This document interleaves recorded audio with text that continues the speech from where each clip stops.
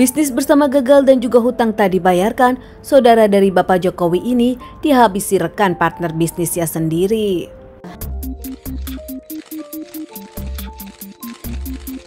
Selasa 20 Oktober 2020 di Jawa Tengah Sukoharjo, rumah Bapak Hatmarko Wibowo berusia 50 tahun, pengusaha pemilik toko bangunan, diketuk para warga jam 10 malam, memberitahukan kalau di sebelah tokonya ada mobil yang terbakar. Pak Hatmoko dengan para warga mencoba langsung ke depan untuk memadamkan kobaran api di mobil tersebut. Dengan kerja keras para warga, akhirnya kobaran api tersebut di mobil sempat dipadamkan. Para warga langsung mencoba memecahkan kaca mobil dan melihat isi di dalam mobil. Betapa kagetnya para warga, ternyata ada jasad yang terbakar di dalam mobil tersebut yang tepat berada di jok penumpang. Para warga langsung telepon damkar dan juga pihak kepolisian untuk segera memadamkan seluruhnya dan juga lapor kepada polisi tentang apa yang terjadi. Usai damkar memadamkan semua apinya dan juga reda semuanya, pihak kepolisian pun langsung membawa korban ke rumah sakit untuk diotopsi. Pihak kepolisian pun langsung olah TKP. Di dalam mobil, pihak kepolisian menemukan solatip dan juga STNK mobil. Nampaknya polisi langsung curiga ini adalah kasus pembunuhan, hingga pihak kepolisian lebih yakin lagi karena rumah sakit memberi kabar kalau korban meninggal sebelum kebakaran dan mendapatkan ciri-ciri penganiayaan. Bahkan tak lama korban pun langsung teridentifikasi.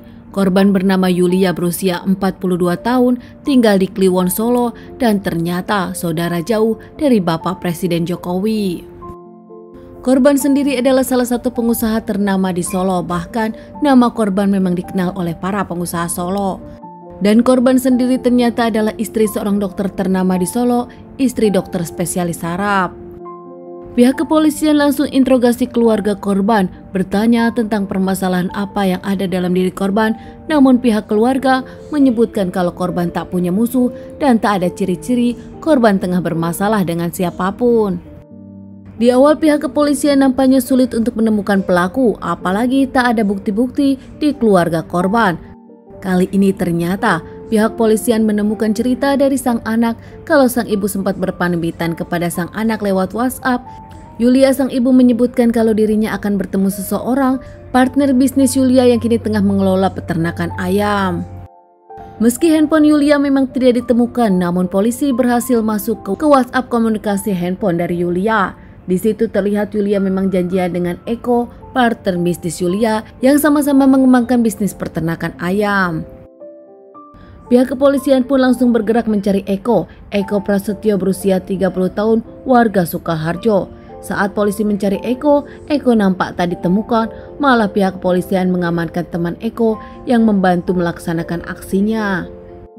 Teman Eko sendiri langsung mengakui perbuatannya dan bercerita Eko memang melakukan sesuatu di peternakan tersebut. Pihak kepolisian langsung ke peternakan. Di peternakan langsung saja pihak kepolisian menemukan barang-barang dari korban. Ada tas, dompet, handphone, serta sendal korban. Tak hanya itu, senjata yang digunakan untuk menghabisi korban pun masih ada di TKP. Akhirnya pihak kepolisian pun langsung bisa mengamankan dan menangkap Eko tak jauh dari peternakan tersebut. Menurut Eko, awal perkenalan Eko dengan korban ini ceritanya. Awal pertemuan mereka di bulan Juli 5 bulan lalu. Sebelum kejadian, korban memang mau mencari usaha, akhirnya dirinya ingin usaha telur hingga bertemu dengan Eko dan keduanya bertemu di bisnis peternakan ayam bertelur. Sistem usahanya korban berinvestasi kepada Eko senilai 100 juta. Namun di tengah perjalanan, Eko pun meminjam uang senilai 45 juta. Kini dengan modal, Yulia memberikan Eko 145 juta.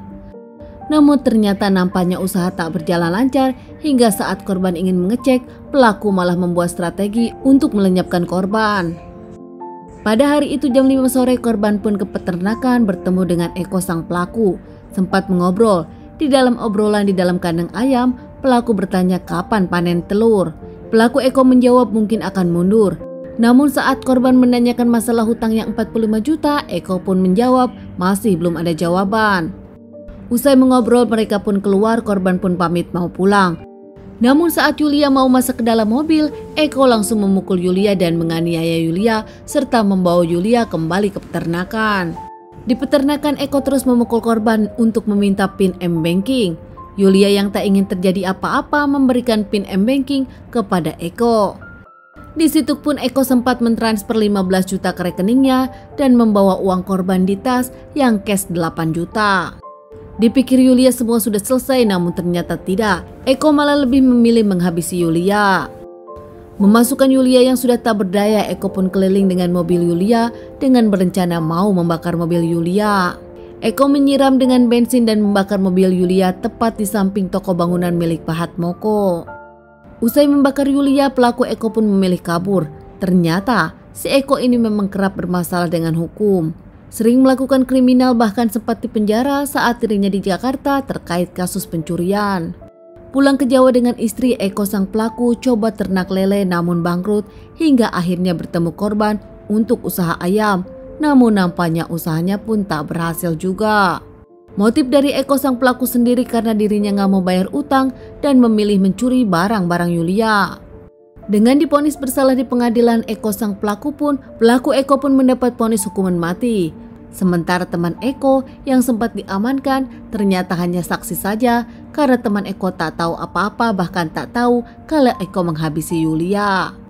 Teman-teman, sekian dulu bahasan kasus aku kali ini, ditunggu bahasan kasus-kasus selanjutnya.